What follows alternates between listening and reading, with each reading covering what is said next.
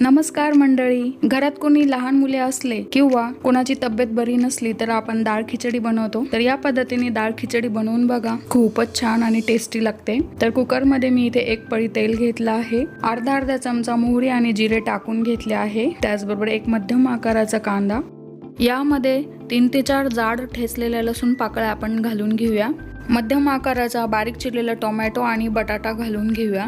तर मी इथे अर्धा चमचा हळद घेतली आहे, पाव चमचा गरम मसाला, पाव चमचा धना पावडर, पाव चमचा लाल तिखट आणि चिमूटभर हिंग मसाले परतून घेऊया। एक छोटी वाटी तांदूळ आणि अर्धी छोटी वाटी मुगाची डाळ घेतली आहे व हे स्वच्छ पाण्याने धुवून घेऊन आपण यामध्ये घालूया। पाणी घालूया 3 वाट्या, कोथिंबीर व मीठ चवीनुसार घालून घेऊया। त्यानंतर झाकण लावून गॅसच्या मीडियम फ्लेम वरती आपल्याला 3 शिट्ट्या करून घ्यायच्या आहे। त्यानंतर 1 ग्लास पाणी घालून अजून थोडीशी मऊ शिजून घ्यायची आहे। तर मंडळी, अशाच नवीन व्हिडिओसाठी चॅनलला सबस्क्राइब करा। धन्यवाद।